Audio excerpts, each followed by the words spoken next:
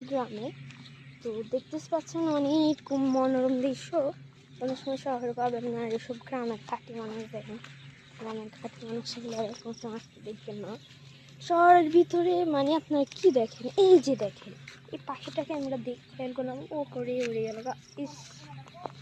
তো গাইস দেখেন মানে কি বলতাম, মানে গ্রামের একটা ফুল, মানে এটা কি আবার দেখেন একটু জঙ্গল টাইপের, কলা বাগানের মধ্যে একটা জঙ্গল একটা পুকুর দেখলাম আমি। আমার কথা আপনারা ক্লিয়ার হয়তো শুনতে পাচ্ছেন না, কারণ আমি মানে অত কথা বলতে পারতেছি না, মানে মাত্র ঘুম থেকে গাইস এটা কি দেখলাম দেখেন গাইস, কি সুন্দর একটা দৃশ্য।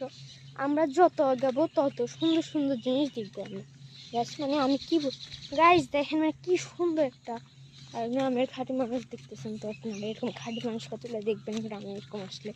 আর দেখেন এগুলো, দেখেন কি সুন্দর ব্লগ, সরি দেখেন কি সুন্দর শশিন্দা ধরছে, দেখেন এত সুন্দর শশিন্দা দেখেন, না দল লাগে দুন্দুল হয় কেমন সুন্দর করে দোলনাল ধরছে এখানে।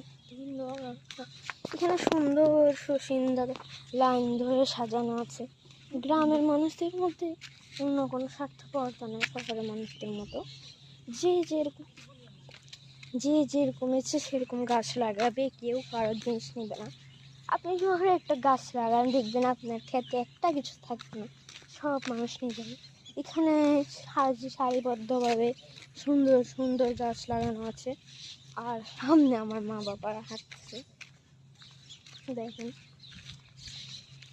আসলে মানে কি বলতাম, মানে গ্রামের মনোরম দৃশ্যটা আসলে বৈচিত্র্য অনেক সুন্দর দেখেন।